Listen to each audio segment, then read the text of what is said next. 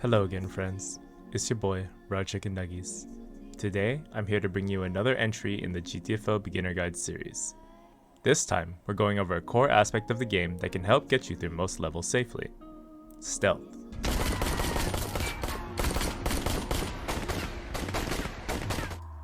There are two different types of stealth that I'm going to refer to in this video. To keep things simple, I'm going to define them by speed: slow and fast stealth. Since fast stealth is an application of slow stealth principles, we're going to cover the latter first before we get into that topic. Let's start off by talking about some of the more fundamental aspects of stealth before getting into how to apply them to your gameplay. The first thing that I want to cover is how enemies alert and the different phases of enemy detection. Enemies are reactive to movement, posture changes, flashlights, or sound. These elements fall under two different types of alerts: hard and soft alerts. Hard alerts generally instantly awaken enemies within range, while soft alerts will progress sleepers to the next detection phase. Walking and crouch movement, posture changes, jumping or falling, and flashlights all fall under soft alerts, while sound and sprinting are considered hard alerts. Physically touching sleepers with your player model will also instantly alert them, so be mindful when maneuvering through crowded zones. Sleepers have three detection phases in stealth before they progress to the active or alert phase. Firstly, there's the resting or passive phase. During this time, enemy detection is lowest, and performing movement is risk-free, with the exception of sprinting within 8 meters of sleepers. Additionally, hitting a sleeper will instantly alert other sleepers within approximately 3 meters. This is what I call proximity alert. During the second detection phase, which is where enemies start to glow, enemy detection is heightened to approximately 12 meters. Enemies will make a clicking sound if they are normal sleepers, or a deep roar if they are big enemies when they progress through this phase.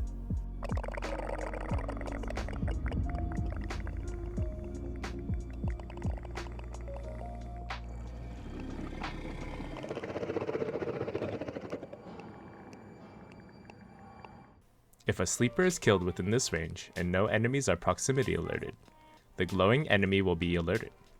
This is what I like to call long-range aggro. You can still move during this phase. However, further movement and shining your flashlight on enemies will progress them to the final detection phase, pulsing. Upon entering this phase, enemies will flash erratically and make a loud repeated pulsing sound.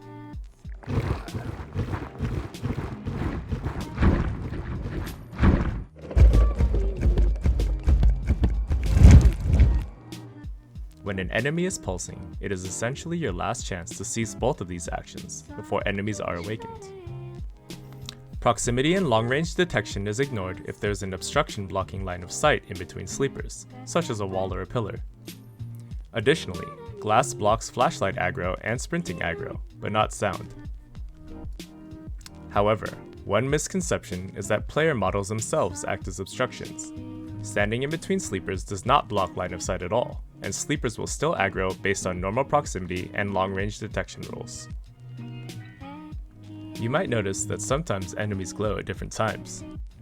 As mentioned prior, changing posture, movement near enemies, and shining a flashlight on sleepers progresses them into the next detection phase. However, this can be used to your advantage by syncing entire rooms with posture change, walking movement, or shining your flashlight on all of the sleepers in range. In this way, you can force sleepers into the glowing state and have them return to resting at the same time, rather than waiting for them to stop glowing out of sync. An additional use case for changing posture or shining your flashlight on sleepers is forcing them to glow so that they expose the back of their head, making it easier to get an occiput no-charge kill. Hard alerts skip all stages of detection and go straight to awakening, regardless of the current detection state sleepers are in, which makes it incredibly risky to perform actions that have hard alerts in proximity to sleepers. Sounds proliferate in a circumference from the point of origin, instantly alerting enemies within that range. Sound includes shooting within approximately 40 meters, hitting locks or doors within 6 meters, door breaks within 6 meters, failing hack locks within 6 meters,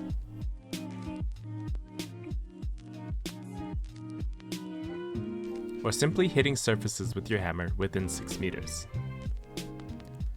Sentries have an interesting case where if they are shooting behind a sound barrier, they have about a 20-meter detection radius, but if they shoot into a room at a sleeper, even if the shot misses or is blocked, they have about a 50-meter detection radius. Similarly, mines can be shot and set off incredibly close to enemies without triggering them, but if it kills an enemy, it has a 20-meter noise radius. What this means is that unless there are no sleeping enemies within the listed ranges, or you don't mind aggravating enemies within range of the sound, you should avoid performing hard alert actions until after clearing if you're trying to maintain stealth. So how do you clear stealthily? There are two very important concepts to grasp in order to understand how to kill cleanly. The first is kill aggro mechanics. As previously mentioned, sleepers will instantly awaken if a resting sleeper is struck within about 3 meters of them. If sleepers are glowing or pulsing, they have a higher detection radius, ranging to about 12 meters for killed sleepers. As a general rule of thumb, try to kill sleepers when the rest of the room has returned to the resting phase after syncing their glows, so as not to alert enemies aside from those in close proximity. One key thing to note is that after the initial awakening, hits on awakened sleepers will not alert unawakened sleepers. The second concept that ties into stealth killing is enemy weak point damage. As mentioned in my hammer and kiting video, enemy sleepers take bonus damage in the back and in the head, with both stacking additively in the occiput.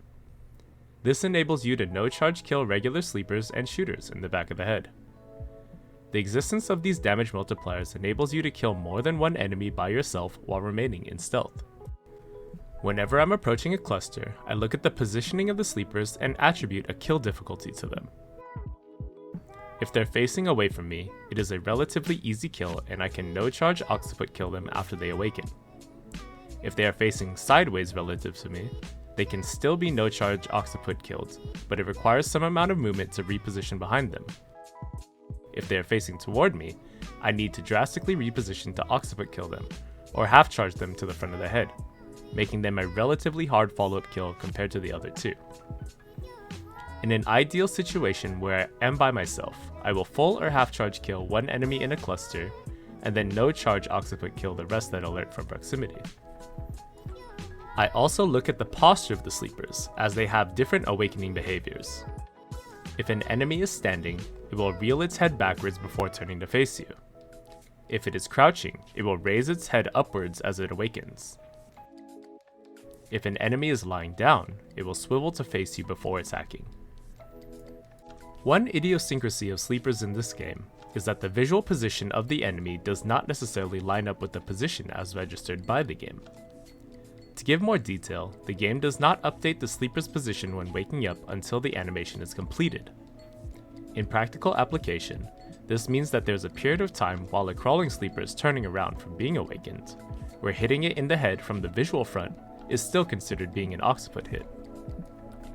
You might have found yourself in situations where you alert enemies and then suddenly the whole room is awake and running at you.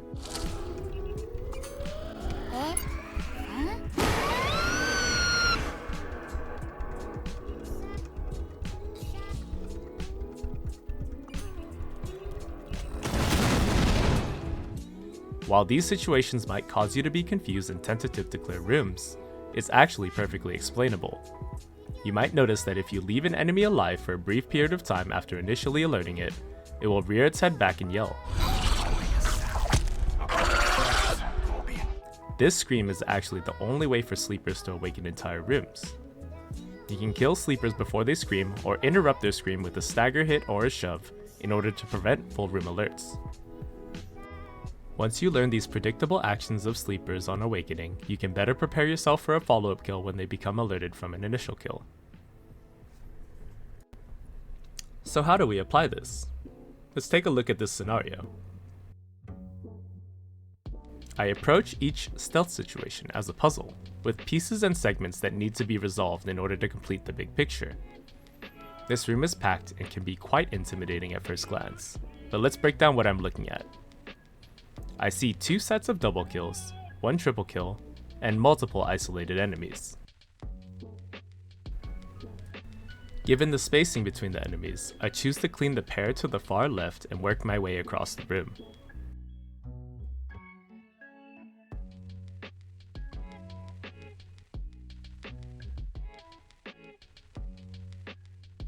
After the double kill, the triple kill has the highest risk of failure. However, given the fact that 2 of the sleepers are positioned for occiput kills, I decide to go for it next.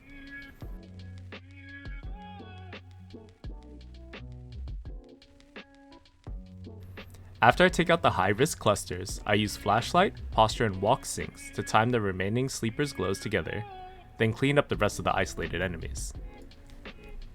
While all of this might seem very difficult to do on your own at first, you need to remember, most of the time, you will have the rest of the team to back you up. Stealthing solo versus with your teammates is very different, since they can relieve the burden of needing to multi-kill.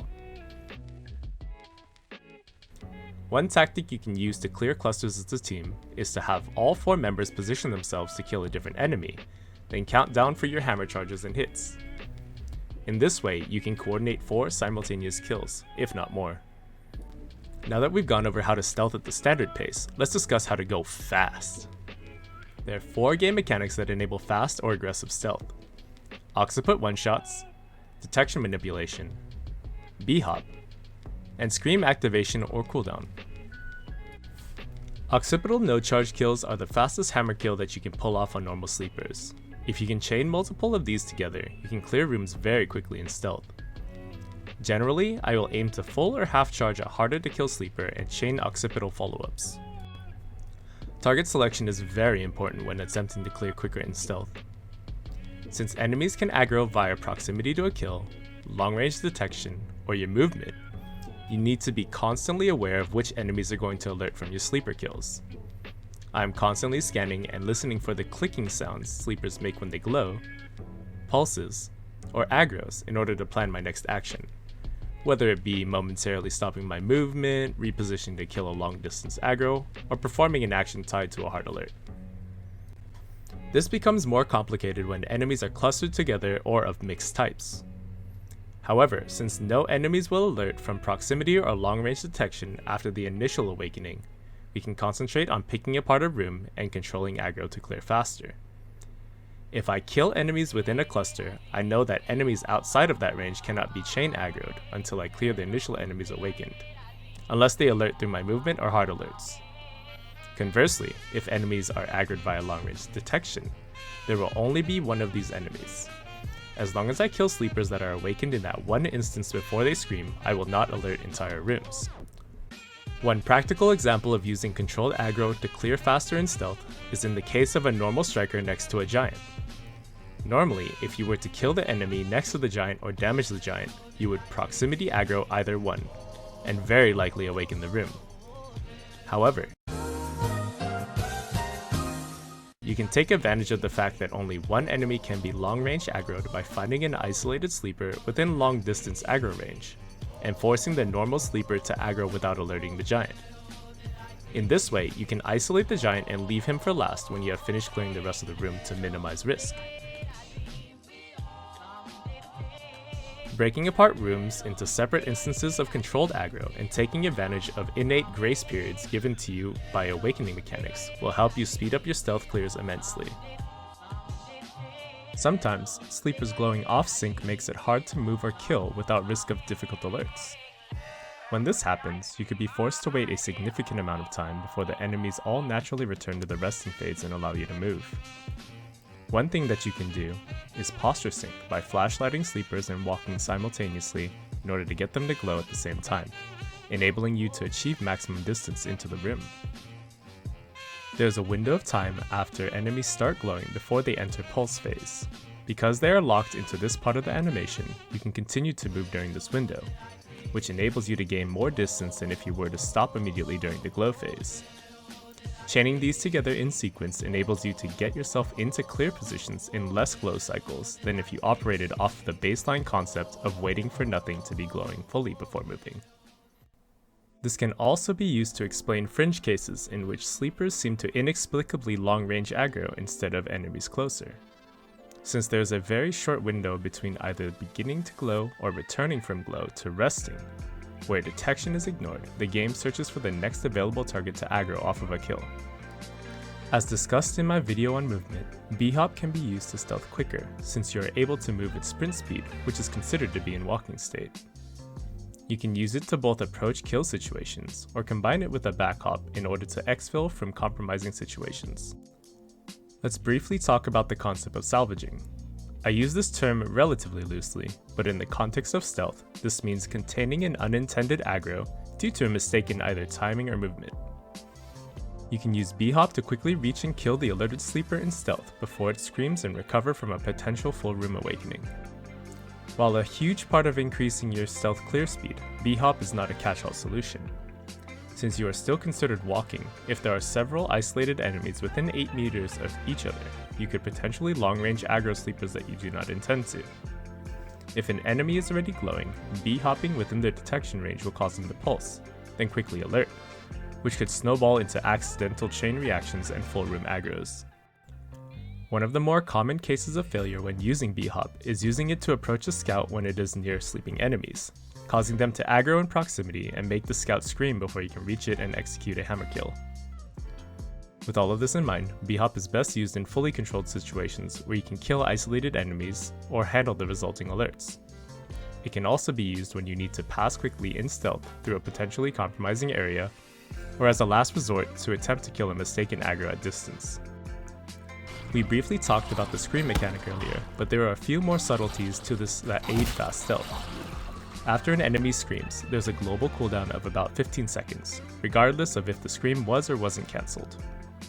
In practical application, what this means is that if you cancel a sleeper scream with a kill or a stagger, you have a short window of time in which you can aggro relatively freely without risk of screaming. With Scream CD, you have much more freedom to clear than you normally do in stealth, as riskier long-range aggroed sleepers will prioritize attacking you instead of screaming, as they do not have the latter option available to them.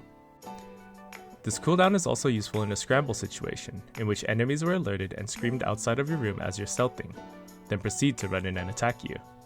The most important thing to do in this situation is clear or lead the leaked enemies into a pocket where you have freedom of movement, then kill the active threat, as they will be unable to scream for a time. Alternatively, you could lead the enemies outside of the unawakened zone, then isolate the active sleepers there. Combining all of these tactics together will speed up your stealth segments by leaps and bounds, enabling you to clear rooms very quickly, as a solo or as a team.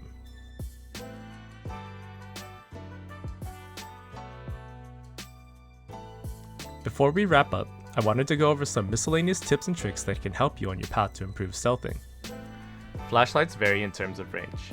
As a general rule of thumb, primary weapons have stronger flashlights than your secondary weapons, with some deviations from this, and your hammer flashlight strikes a balance between the two. 3 notable exceptions are the SMG, sniper rifle, and Hell rifle. The SMG actually has a weaker flashlight than your hammer, ranging to only 8 meters. The sniper rifle, Hell rifle, and burst rifle have the longest range weapon flashlights, reaching up to an astounding 20 meters. What this means is that if you're trying to full flashlight sync a room, using a sniper rifle is going to be much more effective than using an SMG, for example. I've included a list of the weapon flashlight ranges on the screen, so you can see the ranges of each. One thing that we haven't talked about is spitters. While more of an environmental hazard, spitter activation forces enemies nearby into a pulse state or causes scouts to alert, which can complicate stealth situations. The most common way to deal with spitters is to shine your flashlight on them for a brief period of time. You can, however, seafoam spitters to turn them off instead. While not necessarily the most resource-efficient use of seafoam, a single seafoam charge will deactivate a spitter for 4 minutes, which could potentially be useful if you ever need to return to the room later. Another use of seafoam is to freeze priority targets such as a scout or a giant. This allows you to take out the target or threats around the seafoamed enemy, as seafoamed enemies will not alert after unfreezing unless they were directly damaged or, if they were a scout, you have touched its tentacles. A lesser known fact about seafoam interaction is that a biotracker can ping a sleeping enemy after it has been frozen by seafoam. This can be useful against certain types of enemies or in Dark Zones if you need to provide information to your team about an enemy's whereabouts. One last thing that I wanted to touch on relates to gunshots. As mentioned prior, if you shoot, all enemies within 40 meters of you get instantly alerted. Conversely, this means that if you shoot enemies outside of the 40 meter range and there's nothing around it to proximity aggro, you will technically take it out quote-unquote silently. Additionally, if you shoot from 2 rooms away, the 40 meter condition is ignored. I hope that everyone that watched this video was able to take something out of it that can help make stealth a bit easier to understand. I know that we covered quite a bit in this guide, but I wanted to be as thorough as possible this time around, seeing as it is such a core aspect of the game. If you have any questions at all regarding anything that we looked at in this video, or feel that I suck at explaining things, please don't hesitate to leave questions or flame me in the comments below. If you like this video and want to witness my 3 IQ in action, come say hi to a certain poultry product at twitch.tv/rawchickenuggies. I'm always happy to meet new or returning homies and give demonstration to help make this game a bit more accessible. Peace. Yeah.